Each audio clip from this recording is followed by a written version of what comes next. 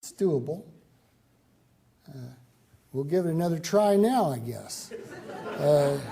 Because lately, I'm sorry to say, economic policy has not been much more intelligent than it was back in the early 1930s. The Federal Reserve System has undertaken, out of what appears to be stark panic, to inject itself not just into the market for U.S. government securities, where it historically undertook its so-called open market operations to influence short-term interest rates, but it has undertaken to inject itself into a gigantic variety of financial and credit markets.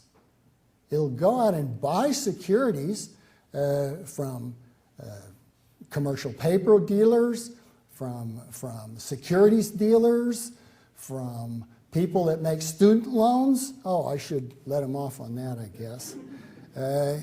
Car loans, loans to buy guns and ammo. I think that was a slip-up, actually, but it happened. So the Fed has undertaken these huge number of programs. I don't even know how many they've done.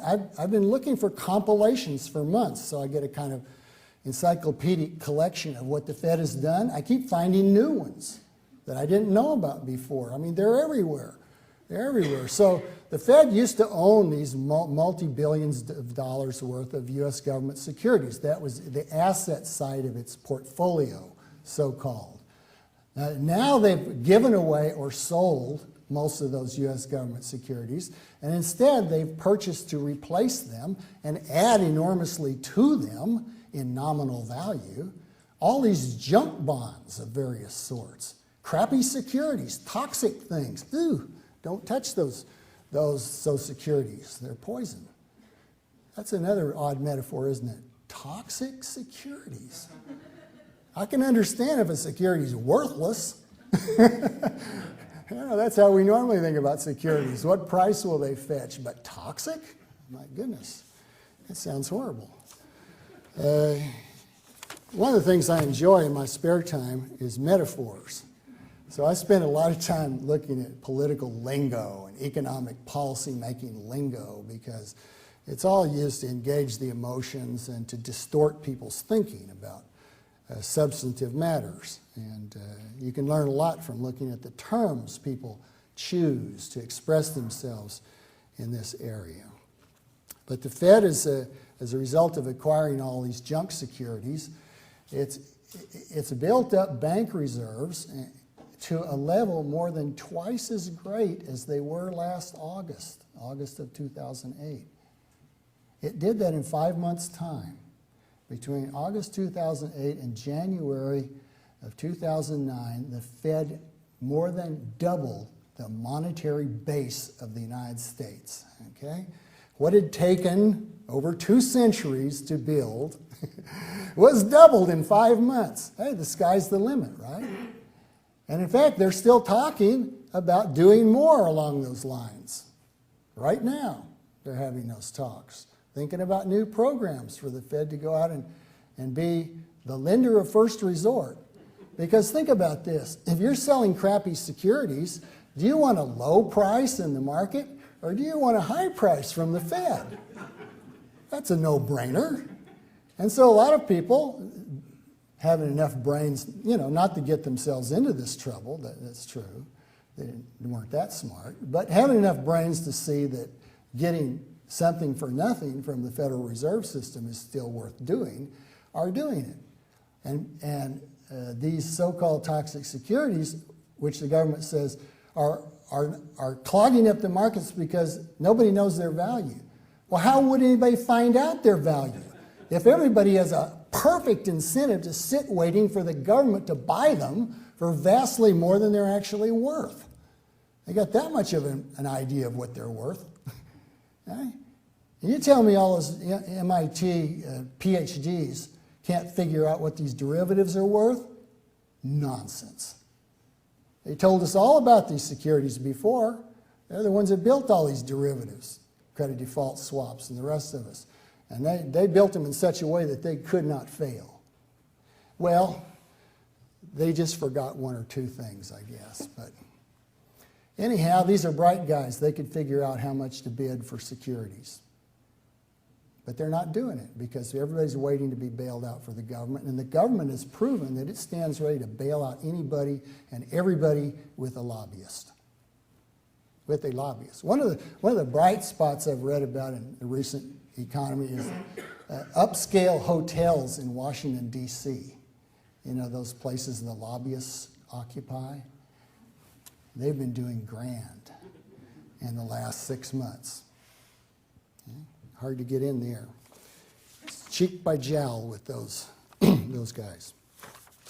So we've got a lot of nonsense floating around and a lot of bad policy being done in response. Sometimes you have to decide when you think about government policy. Your choices are fools or charlatans. And I'm often drawn actually to the idea that it's both. That you don't really have to choose. That yes, the people who make these policies are charlatans. I don't think it's total coincidence that Goldman Sachs has come out of this mess smelling like a rose. Call me a suspicious guy. I don't think that's a total accident. I think charlatanism is alive and well in our policy making. But at the same time, I think they're fools also. Even if they weren't charlatans, I think they'd screw up. Because how can they know? These are human beings, fallible as anybody else, trying to substitute their decisions, their judgment, and their knowledge for the decisions, judgment, and knowledge of millions of well-placed people scattered around the world, interacting through decentralized markets. Human beings can't substitute for that. It's the fatal conceit, to borrow the term from Hayek. It's the fatal conceit. Fatal's the right adjective, too. It can kill. It has killed. That conceit killed millions, hundreds of millions in the 20th century alone, as tyrannical governments tried to substitute their bureaucratic judgments for the market. The body count is enormous. It can be added to. All we have to do is turn to the state and beg for its salvation. And believe me, everybody's ready to do that, with only a handful of exceptions. So this is sort of where we are. Now, one upshot of this is what I mentioned earlier, regime uncertainty. Regime uncertainty is the name I gave to the situation that arose in the 1930s, particularly from 1935 on, because at that point, Roosevelt decided that his political fortunes would be best served if he fomented class warfare, more so than he had already. So he, under the influence of advisors like Tom Corcoran and Ben Cohen and James Landis and other people, he began to threaten, to demagogue, to invite, as he put it, the hatred of the princes of property, the economic royalists, his terms, not mine. Okay? He attacked the entire investor class. Now, was that a smooth move? Politically, yes. In 1936, after he had done this for a year and a half or so, he was reelected by a gigantic margin. The opponent won only 2 states in the Electoral College, and they were little ones. Okay? So, yeah, astute politics, but what was the economic consequence of stirring up this kind of uncertainty about where the world was headed with regard to private property rights? The consequence was that practically no long-term investment was made for the whole 10 years of the Great Depression and more. If you're going to make an investment, it better have a short-term payoff. Otherwise, you might find yourself caught when the country goes full-out fascist or socialist. Because the way Roosevelt was talking, it might not be very long before you got there. And there are a lot of different ways, I've produced some of them in my research, to show that this was serious. This wasn't just talk on the part of the plutocrats. You know, historians tend to dismiss this and say, oh, these are Republican plutocrats. What do you think they'd say? But look at where they put their money. Okay? That tells you a lot. And if you look at that, what you see is they were very frightened. extremely frightened. And their fright didn't really get over until the war came along and turned the economy into a centrally controlled war state for 5 years.